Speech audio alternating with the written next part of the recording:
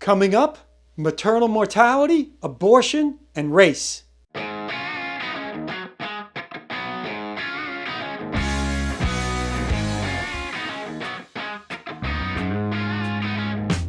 Welcome to Just Facts News, where we bring you thoroughly vetted facts that other newscasts have ignored or distorted. In a recent episode of CBS Evening News, host Norah O'Donnell began what she called an in-depth report on maternal mortality by saying this. Despite spending more on healthcare than any other country, America continues to have the highest maternal mortality rate compared to other wealthy nations. Here's the first important point that CBS failed to tell you. Governments around the world measure maternal mortality in very different ways, and the United States is one of the few nations that records all deaths related to pregnancy for up to a full year after childbirth in its maternal mortality statistics. This makes statements like the one made by O'Donnell extremely misleading. As documented in a 2016 paper in the journal The Lancet, based on data stretching back to 1990, Denmark, Ireland, Finland, and the UK reported no late maternal deaths. And even among nations that recorded such deaths, Australia, France, and South Africa, quote, have recorded a total of 8 maternal deaths combined in the entirety of their official statistics. O'Donnell then reported, Now new abortion bans are limiting women's health care options even more. CBS's Elise Preston goes in depth to look at the problem and possible solutions. I got you. Charles Johnson is trying to fill the void for his 2 sons, but the loss of their mother, Kira, in 2016 is too deep.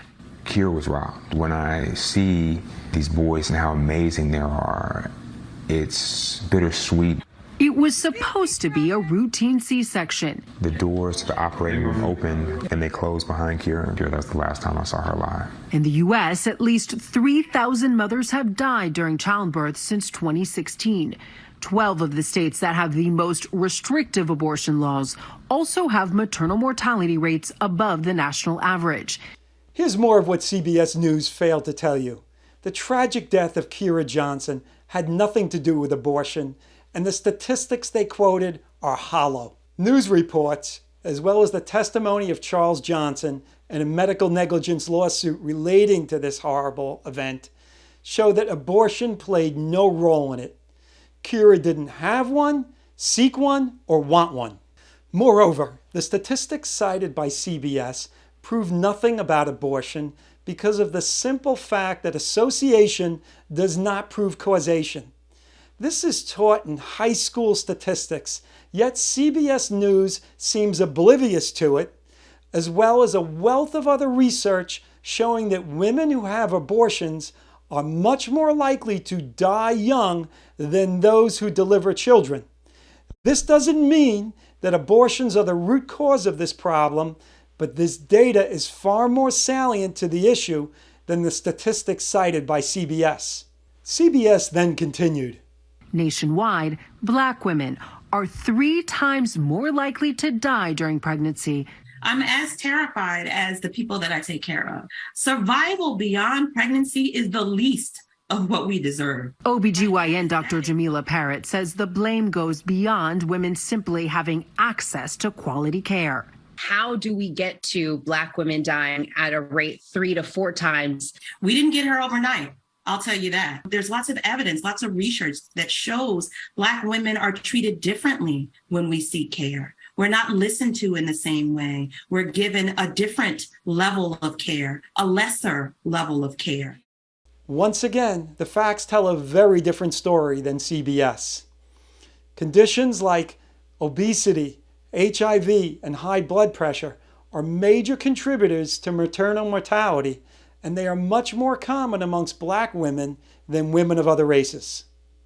Media outlets routinely blame racism for such disparities, but based on 4 different methods that produced roughly the same results, a 2019 paper in the Annals of Family Medicine found that social and behavioral factors, not deficiencies in healthcare access or delivery, are the main drivers of life expectancy disparities in the United States. In fact, the lowest rate of maternal mortality in the United States is not among white women or even Asian women, but Hispanic women. This fact belies the narrative that racism is the cause of these disparities.